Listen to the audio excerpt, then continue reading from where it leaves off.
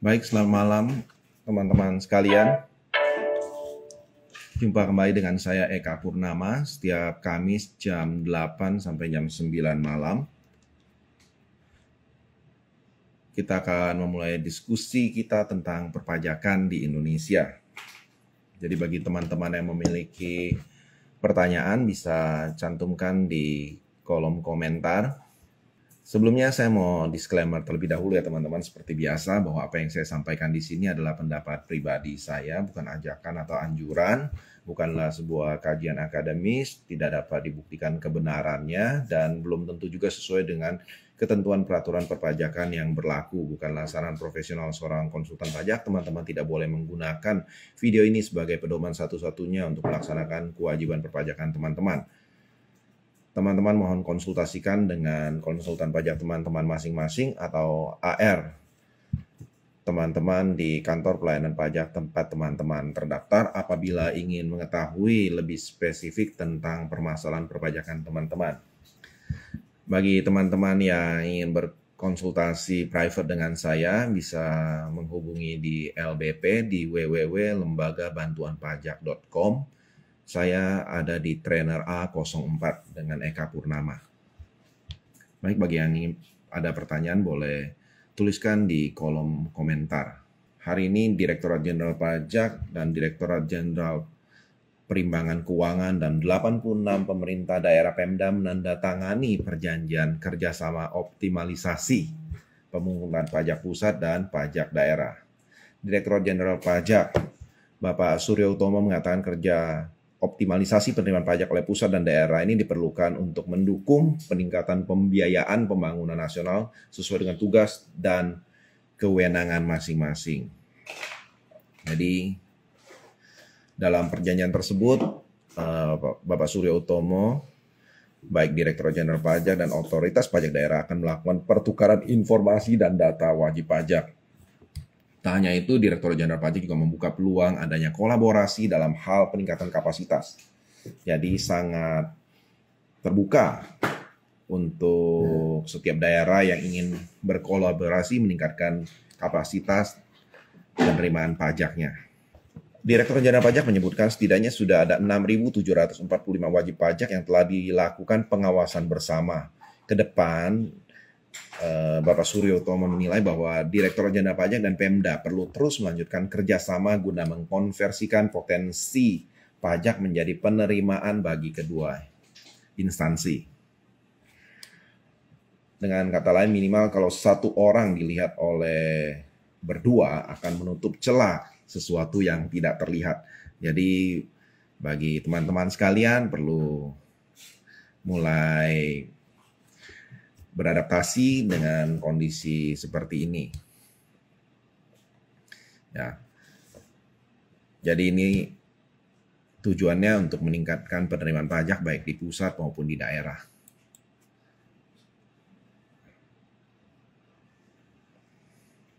Kemudian dari kebijakan pajak, Direktorat Jenderal Pajak memperpanjang uji coba peleburan pemeriksaan dan pengawasan. Jika selama ini pemeriksaan dilakukan oleh petugas yang berbeda dengan pengawasan, maka Direktorat Jenderal Pajak selama beberapa bulan terakhir ini telah melakukan uji coba untuk menggabungkan kedua fungsi tersebut. Jadi untuk mengetahui lebih lanjut efektivitas dari kebijakan tersebut. Uji cobanya diperpanjang ini di beberapa KPP yang memang telah ditentukan. Melalui uji coba ini, pengawasan terhadap wajib pajak dilakukan oleh tim yang terdiri dari fungsional pemeriksa pajak sebagai ketua tim dan account representatif AR sebagai anggota. Jadi uji coba untuk meleburkan kegiatan pengawasan dan pemeriksaan ini dilakukan di 14 kantor pelayanan pajak atau KPP di Jakarta sejak 7 Februari 2022. Bapak Direktur Jenderal Pajak Bapak Suryo Utomo mengatakan uji coba ini dilakukan mengingat pengawasan dan pemeriksaan memiliki kemiripan kerja, namun pemeriksa biasanya memiliki jam terbang yang lebih tinggi. Uji coba ini diharapkan bisa meningkatkan efektivitas pengawasan oleh orang yang lebih berpengalaman. Bapak Surya Utomo juga mengatakan hasil uji coba ini akan menjadi bahan pertimbangan bagi Direktorat Jenderal Pajak dalam pembentukan jabatan fungsional ke depan.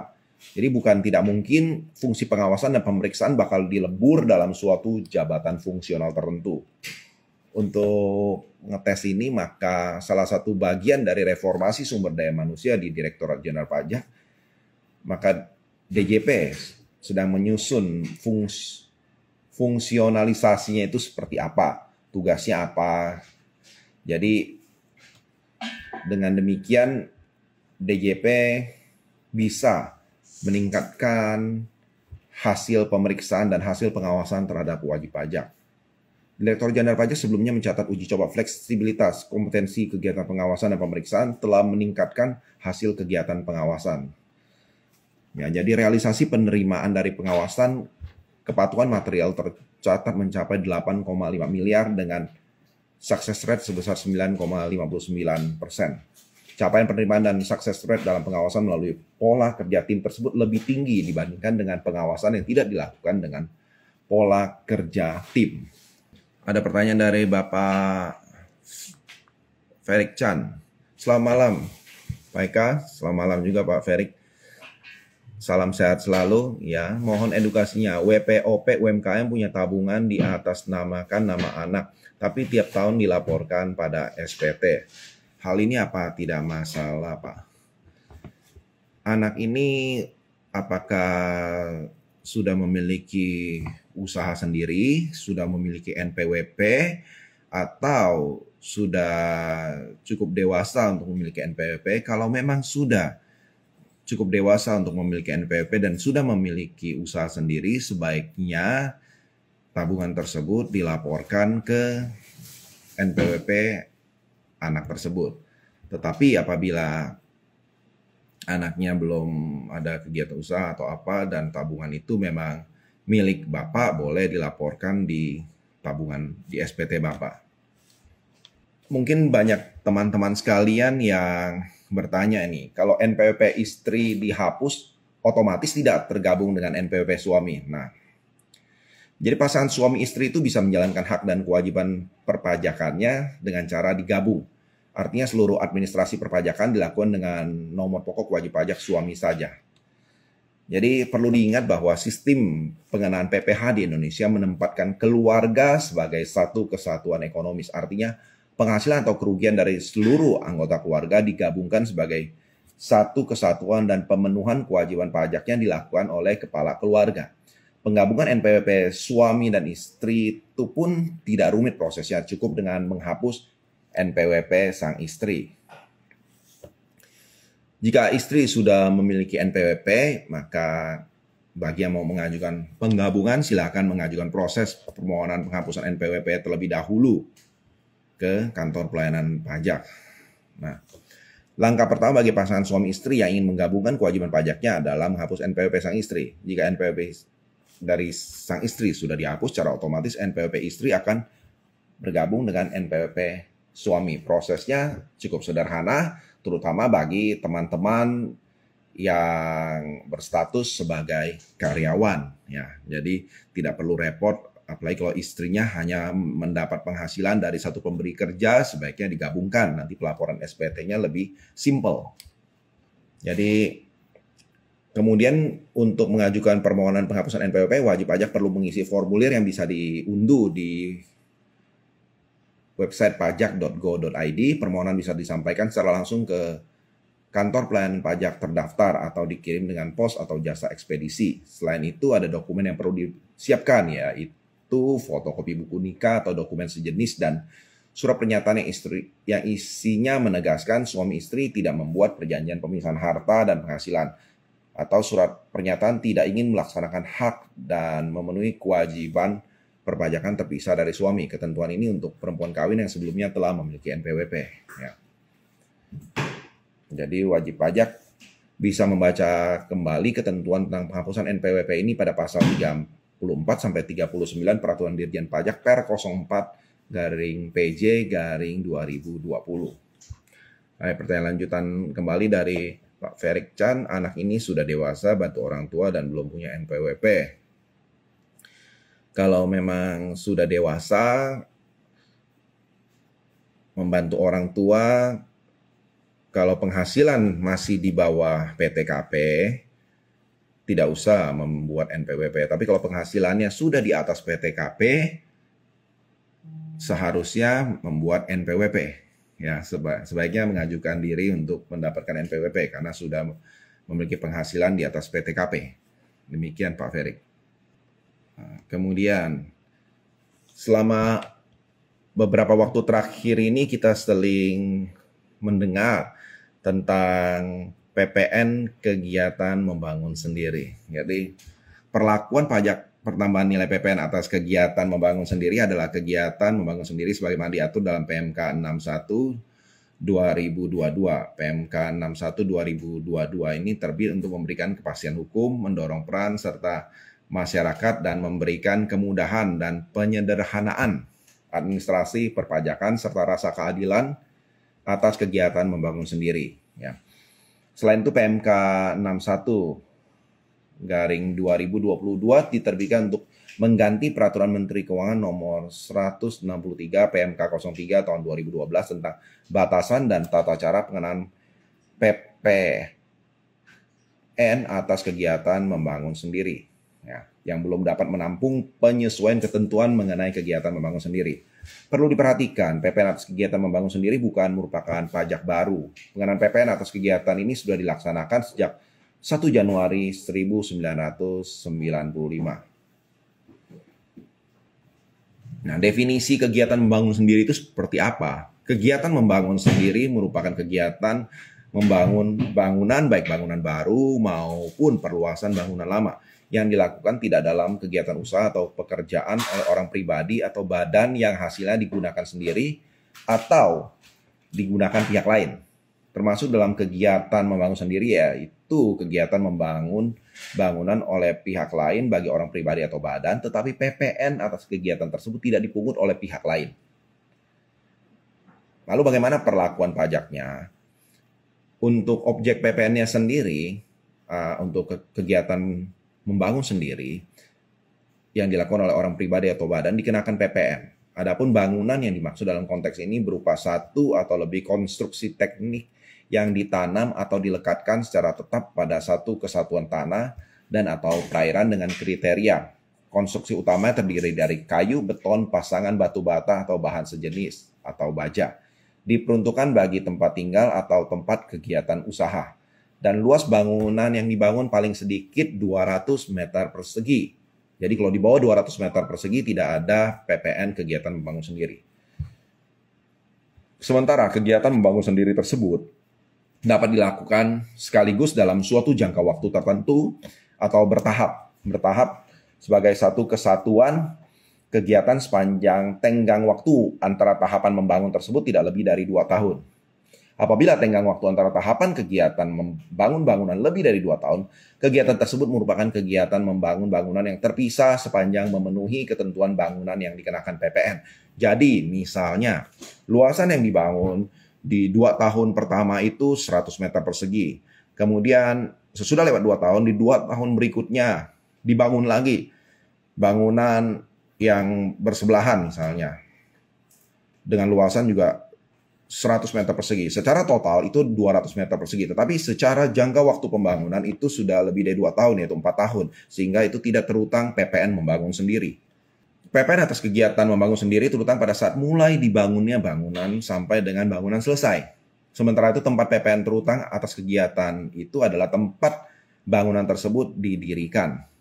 Jadi, terus bagaimana cara menghitungnya? Cara menghitungnya PPN atas kegiatan membangun sendiri dihitung dengan besaran tertentu. Besaran tertentu tersebut merupakan hasil perkalian 20% dengan tarif PPN sebagaimana diatur dalam pasal 7 ayat 1 Undang-Undang PPN dikalikan dengan dasar pengenaan pajak. 20% dari tarif PPN sekarang 11% berarti 2,2%. Adapun DPP tersebut berupa nilai tertentu sebesar jumlah biaya yang dikeluarkan dan atau dibayarkan untuk membangun bangunan untuk setiap masa pajak sampai dengan bangunan selesai, tidak termasuk biaya perolehan tanah. Ya.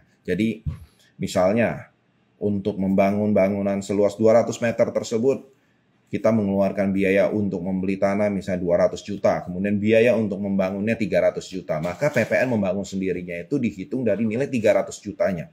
Sedangkan nilai 200 juta untuk perolehan tanah itu tidak termasuk. Jadi dengan kata lain, cara menghitung PPN-nya adalah 2,2% dikali biaya kegiatan membangun sendiri, tapi dikurangin biaya perolehan atas tanah. Baik, kita kembali ke pertanyaannya teman-teman. Dari Pak Ferik Chan kembali, karena bantu ortu kami hanya memberi uang saku tiap bulan dan anak ini belum menikah, Pak. Ya, jadi batasan penghasilan tidak kena pajak itu 1 tahun adalah 54 juta atau 4,5 juta per bulan. Jadi selama penghasilannya masih di bawah 4,5 juta tidak perlu membuat NPWP. Tetapi kalau penghasilannya sudah di atas, tiap bulan yang diterima sudah di atas 4,5 juta, maka harus memiliki NPWP. Ada pertanyaan lanjutan dari saudara YNEFR. Selama lepas saya dapat reward 333.500 dari acara webinar di sekuritas.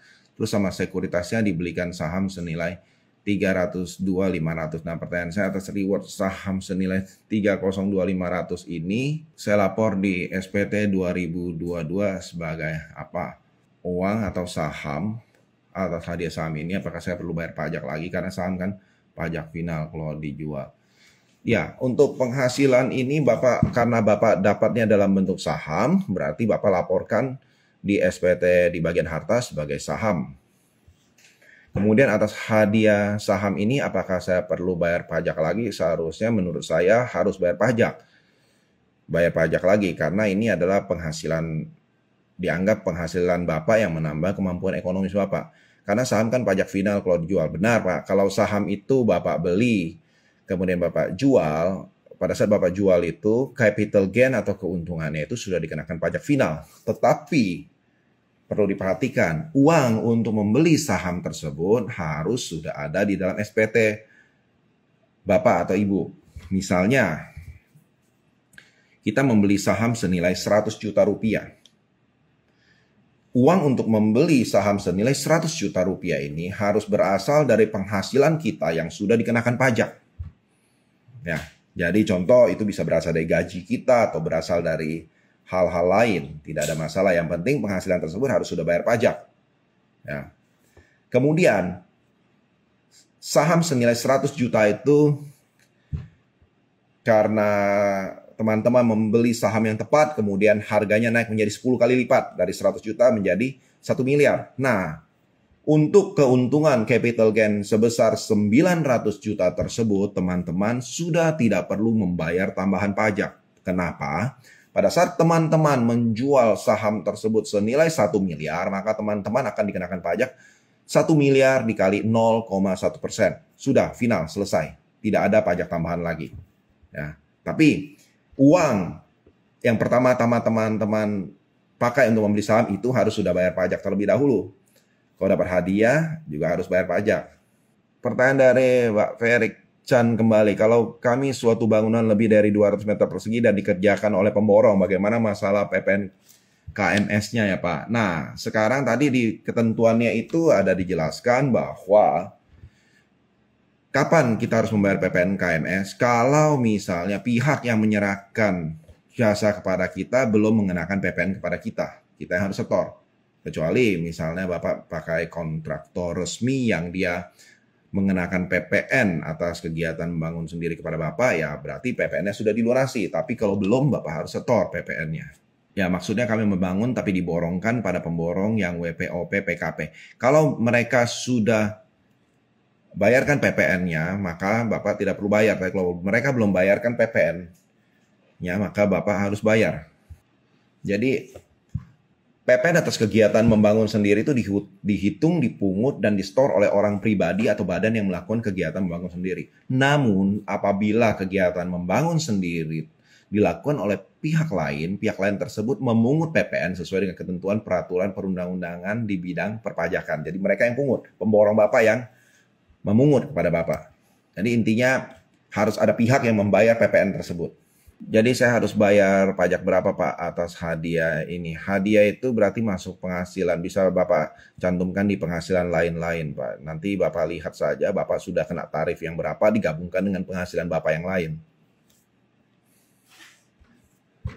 Jadi nanti kena tarifnya itu tergantung. Misalnya penghasilan Bapak di tahun tersebut sudah kena tarif misalnya di 15%, maka kemungkinan pajak yang dikenakan 15%. Tapi kalau tarif pajak yang dikenakan atas penghasilan Bapak sudah misalnya dari gaji atau penghasilan lainnya sudah ada di tarif 25%, maka itu bisa kena yang 25% begitu Pak. Itu cantumkan saja di SPT di bagian penghasilan lain-lain.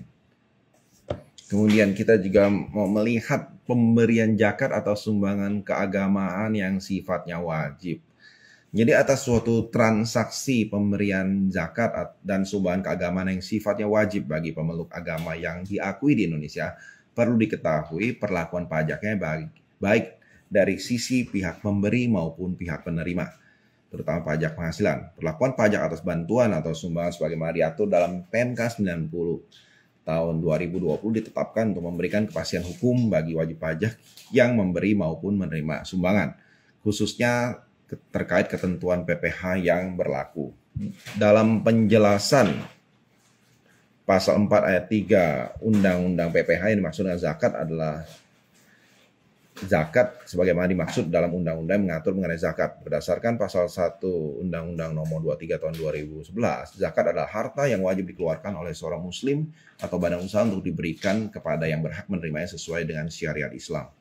Lebih lanjut, badan keagamaan merupakan badan yang tidak mencari keuntungan dengan mengurus tempat-tempat kegiatan ibadah utamanya dan atau menyelenggarakan kegiatan di bidang keagamaan, termasuk lembaga keagamaan yang dibentuk atau disahkan oleh pemerintah. Ini sebagaimana dijelaskan dalam pasal 3 ayat 2 PMK 90/2020. Kemudian yang dimaksud dengan Badan Amil Zakat Nasional atau Basnas adalah lembaga yang melakukan pengelolaan zakat secara nasional.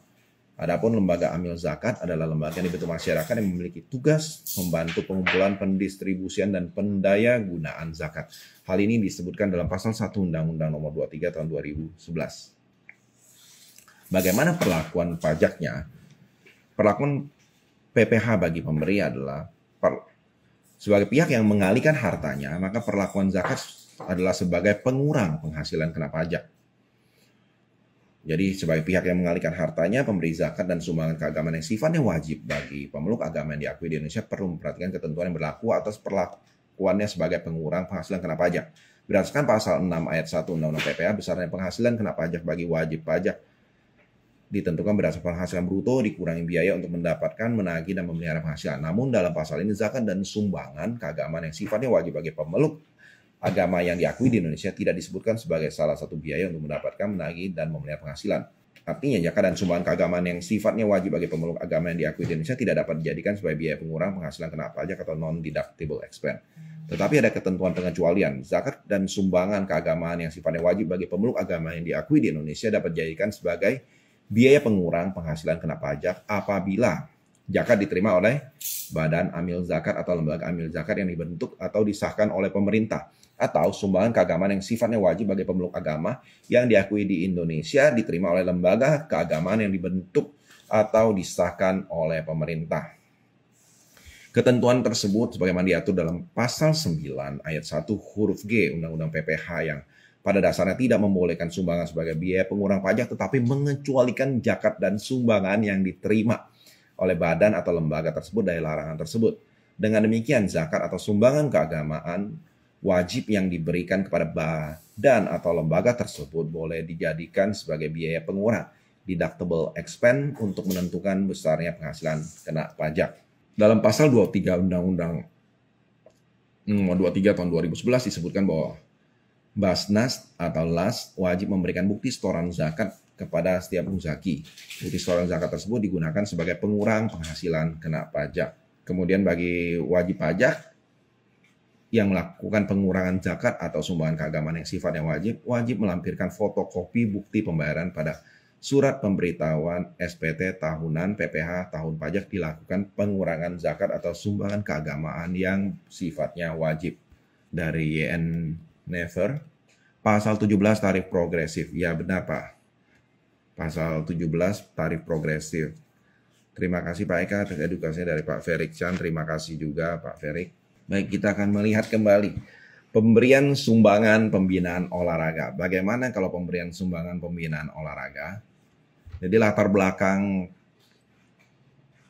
adanya hal ini adalah atas suatu transaksi pemberian sumbangan perlu diketahui perlakuan pajaknya baik dari sisi pihak pemberi maupun pihak penerima, terutama pajak penghasilan dan pajak pertambahan nilai.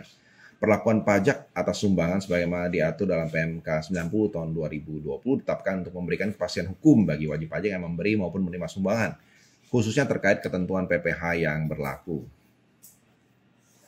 Dalam pasal 1 PP 93 tahun 2010 disebutkan bahwa sumbangan dalam rangka pembinaan olahraga merupakan sumbangan untuk membina, mengembangkan, dan mengkoordinasikan suatu atau gabungan organisasi cabang atau jenis olahraga prestasi yang disampaikan melalui lembaga pembinaan olahraga.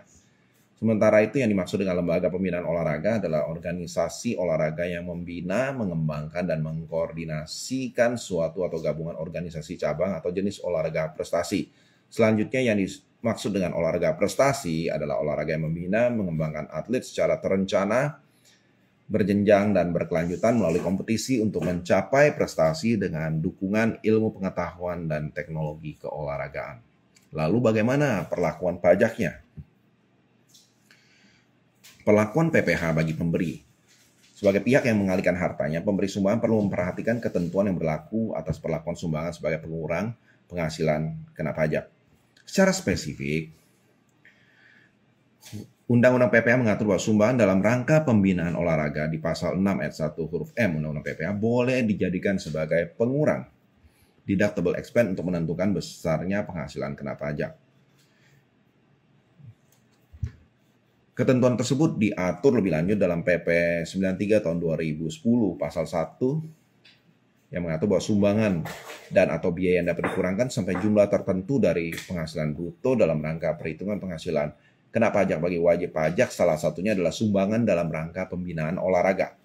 Pasal 2 PP 93 tahun 2010 mengatur bahwa sumbangan tersebut dapat dikurangkan dari penghasilan bruto dengan syarat wajib pajak mempunyai penghasilan neto fiskal berdasarkan surat pemberitahuan SPT tahunan PPh tahun pajak sebelumnya.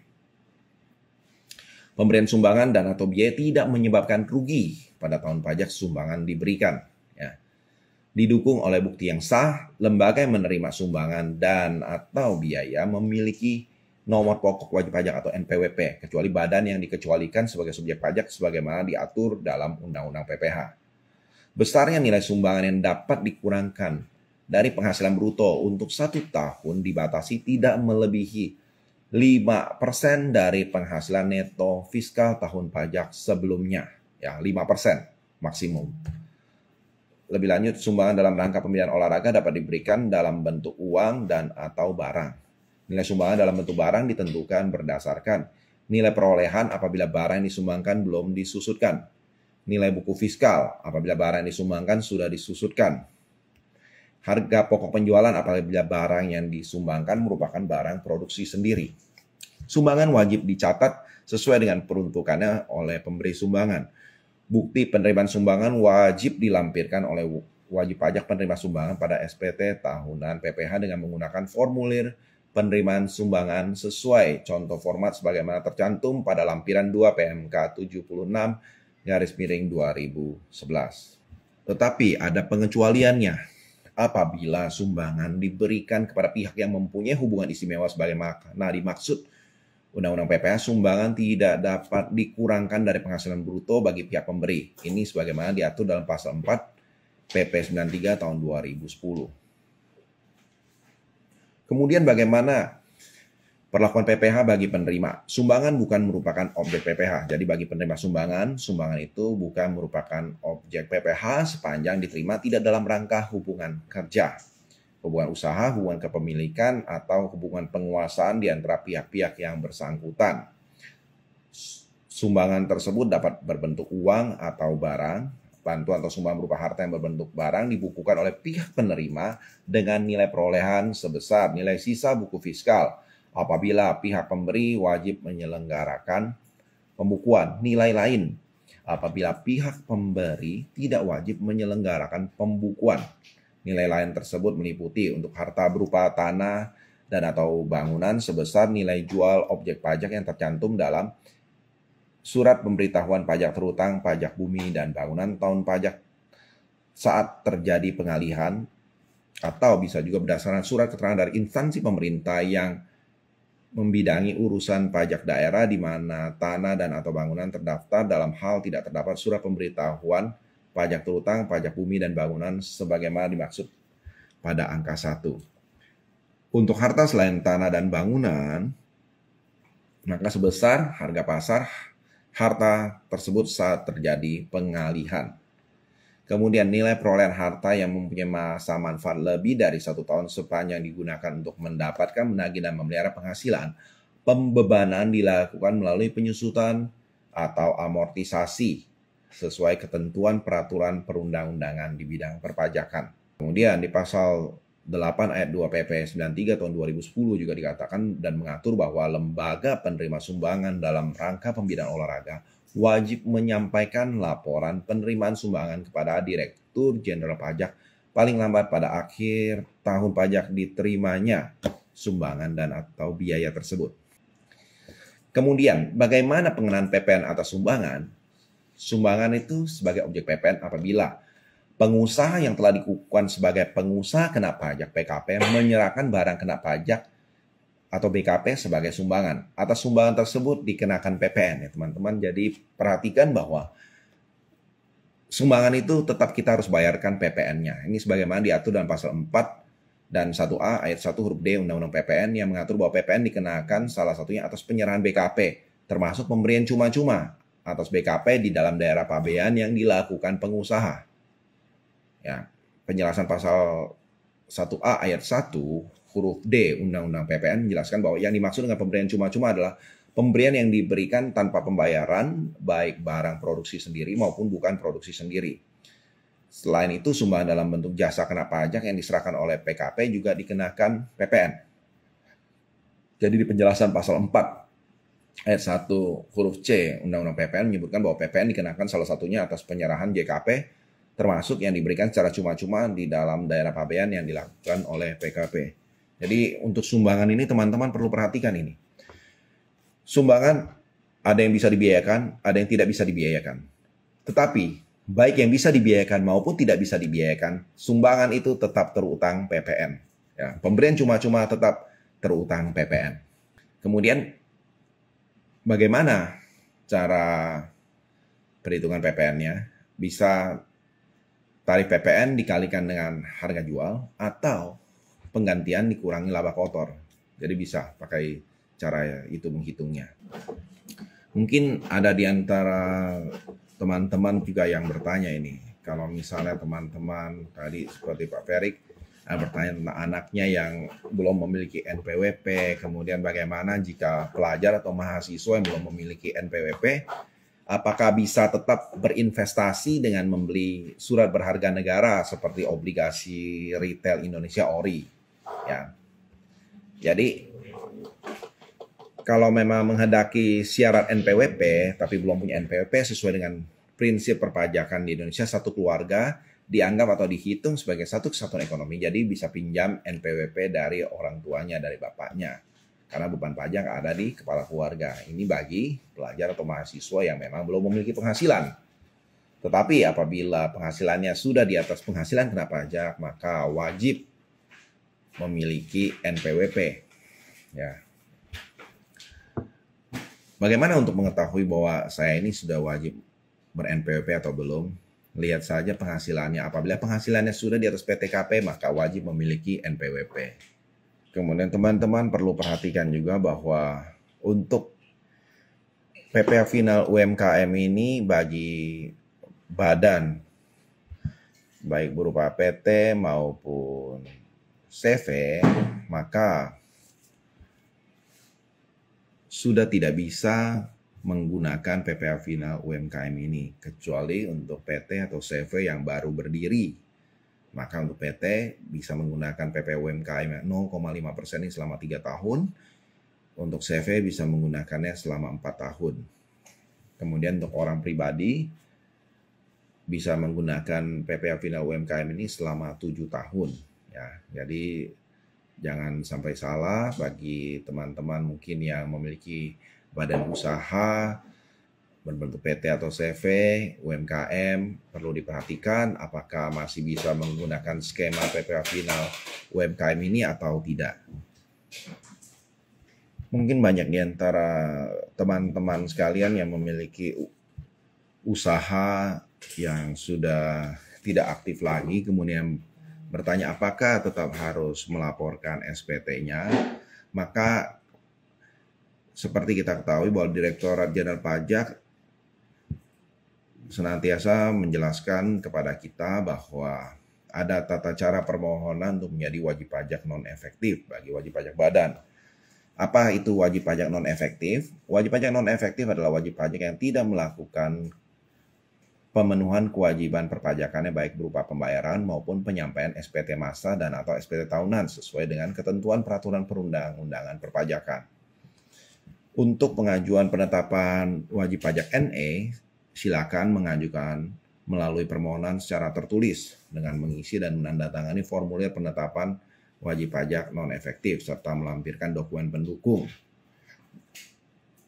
Selanjutnya, Direktur Jenderal Pajak juga menjelaskan kriteria wajib pajak yang dapat mengajukan permohonan penetapan wajib pajak NE non-efektif.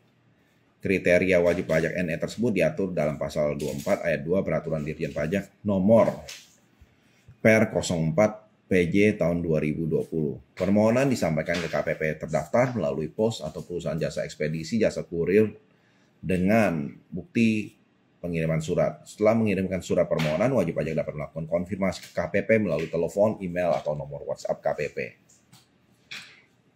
Meski demikian, Direktorat Jenderal Pajak mengingatkan bahwa status wajib pajak NE tidak menghilangkan kewajiban membayar hutang pajak.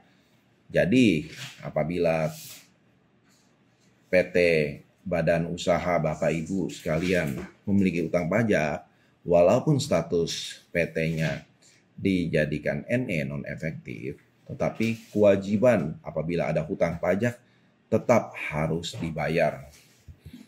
Biasanya pada saat Bapak Ibu Saudara sekalian mengajukan permohonan non-efektif, biasanya akan dilakukan pemeriksaan, baik pemeriksaan kantor dan pemeriksaan lapangan. Jadi harap persiapkan dokumennya dengan lengkap, misalnya perusahaan Bapak Ibu sudah beroperasi di tahun 2018, 2019, 2020, 2021, dan kemudian di 2022 ini tidak ada kegiatan sama sekali dan bermaksud mengajukan permohonan NE, maka Direktorat Jenderal Pajak berhak memeriksa perpajakan Bapak Ibu untuk tahun 2018, 19, 20, 21 selama Bapak Ibu menjalankan usaha, ya.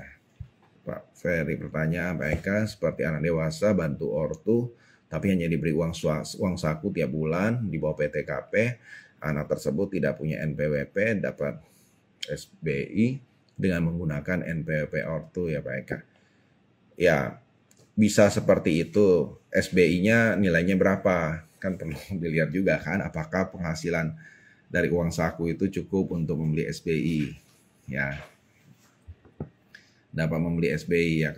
Sekarang kalau misalnya menurut saya, kalau misalnya nilai SBI-nya besar, sebaiknya milikilah NPWP, ya kan, bisa melaporkan penghasilannya. Penghasilan misalnya hibah dari orang tua, sumbangan atau apa, tinggal cantumkan di sana kan. Nanti dari sana akan terbentuk penghasilan untuk membeli SBI tersebut. Kalau misalnya tidak pernah isi SPT, tiba-tiba ada temuan punya SBI beberapa ratus juta, kan aneh juga kan. Mungkin bagi teman-teman sekalian itu kemarin ada yang bertanya mengenai survei, ya, survei yang dilakukan oleh Direktorat Jenderal Pajak. Direktorat Jenderal Pajak itu mengadakan survei tentang beberapa hal, ya, survei tentang yang sekitar ada 13 halaman, mungkin dikirimkan kepada wajib pajak terpilih, ya. Jadi pertanyaan-pertanyaannya itu profil respondennya adalah lokasinya di mana, tahun mulai usahanya kapan, klasifikasi usaha utamanya apa. Survei ini tidak perlu mencantumkan nama, tetapi mencantumkan omset, mencantumkan tahun berdiri, lokasi usaha kita. Bentuk pertanyaan-pertanyaannya juga adalah pertanyaan-pertanyaan yang seputar tentang apakah kewajiban perpajakan dapat dipenuhi dengan mudah. Bisa Bapak Ibu Saudara sekalian pilih mulai dari sangat tidak setuju sampai sangat setuju. Kemudian, apakah ketentuan peraturan perpajakan dapat dipahami dengan mudah? Kemudian, pelaporan pajak menggunakan kanal elektronik, e-filing e-form dapat dilakukan dengan mudah atau tidak? Pertanyaan seperti itu. Kemudian, ketentuan peraturan perpajakan yang berlaku saat ini memberikan ruang atau kesempatan bagi penghindaran pajak wajib pajak? Tidak, seperti begitu ya. Kemudian ditanyakan juga alasan utama penghindaran pajak wajib pajak adalah karena kurangnya pengetahuan atau pemahaman wajib pajak, setuju apa tidak? Nah, kemudian juga ada pertanyaan tentang apakah usaha bisnis dengan penghasilan lebih tinggi telah membayar pajak yang lebih besar daripada usaha bisnis dengan penghasilan lebih rendah. Jadi ini semua pertanyaan-pertanyaan bagaimana tanggapan kita. Ya. Kemudian ditanyakan juga apakah sistem perpajakan Indonesia telah memenuhi unsur keadilan. Kemudian usaha Bapak Ibu membayar pajak sama besar dengan usaha bisnis yang memiliki penghasilan sama besar? Tidak gitu loh. Jadi ditanyakan apakah semua berkisar tentang usaha, kemudian mengapa ada dilakukan penghindaran pajak, kira-kira kemudian ditanyakan juga kepuasan kita terhadap pemerintah baik di bidang kesehatan, pembangunan infrastruktur jalan, pelayanan publik, pendidikan, kemudian juga apakah kita mudah berkonsultasi dengan petugas pajak kapan saja, dan berbagai pertanyaan lainnya yang jadi bagi teman-teman yang mendapat email untuk dilakukan survei ini, teman-teman boleh isi saja, bebas, sesuai dengan hati nurani, mau diisi seperti apa, bebas, karena tidak perlu mencantumkan nama. Ya, NPWP juga tidak perlu dicantumkan. Ya. Pertanyaan lanjutan dari Pak Felix Chan, dan telah 10 tahun bantu ortu. 10 tahun bantu ortu, menurut saya kalau memang sudah 10 tahun bantu orang tua, sebaiknya ya kalau memang sebaiknya miliki NPWP, karena suatu saat nanti semua orang harus memiliki NPWP juga kan. Cepat atau lambat tetap harus memiliki NPWP. Sebaiknya sejak masih sederhana, sejak mulai dari yang kecil, mulai rapi secara pelaporan. Sehingga pada saat nanti sudah memiliki penghasilan yang besar, sudah mengerti bagaimana membayar pajak, maka bisa membeli harta atau memulai usaha atau apa karena di SPT-nya sudah tercantum dengan rapi gitu. Oke, baik, bagi teman-teman sekalian perlu perhatikan juga, saya teringat dengan tadi ada pertanyaan dari seorang saudara ya saudara YNNEFR. Bagi teman-teman sekalian yang membeli polis asuransi perlu perhatikan juga saat membeli polis asuransi. Memang penggantian dari asuransi itu merupakan penghasilan yang tidak dikenakan pajak. Tetapi waktu membeli polis ya perlu hati-hati. Kenapa perlu hati-hati? Misal teman-teman membeli polis senilai 100 juta misalnya preminya. Nah, teman-teman perlu perhatikan apakah penghasilan teman-teman secara di laporan pajak sudah cukup untuk membeli polis bernilai 100 juta tersebut preminya. Ya. Pertanyaan lagi dari Pak Felix Chan, kalau mengajukan NPWP bagaimana perlakuan pajak atas saldo tabungan Pak? Contoh tabungan 100 juta. Kalau bisa dibuktikan bahwa tabungan 100 juta itu berasal dari penghasilan selama 10 tahun, masukkan saja, tidak ada masalah. Masukkan saja di SPT pertama dan sampaikan itu bahwa ini pada saat dipanggil oleh petugas pajak, oleh AR, tinggal jelaskan kalau memang bukti-buktinya kuat, punya catatan misalnya tabungan selama 10 tahun, bisa buktikan bahwa saya tiap-tiap bulan terimanya tidak lebih besar daripada PTKP, tidak ada masalah. Silakan saja. Ya, jadi selama bisa membuktikan bahwa penghasilan tersebut adalah akumulasi dari penghasilan tidak kena pajak di bawah PTKP, maka itu aman. Ya. Baik, kalau sudah tidak ada, maka kita akan akhiri live Instagram kita pada malam hari ini. Sampai jumpa kembali Kamis yang akan datang jam 8 sampai jam 9 malam. Dan bagi teman-teman yang mau berkonsultasi secara pribadi dengan saya, bisa hubungi di www.lembagabantuanpajak.com. Ya, baik, terima kasih semuanya. Selamat malam.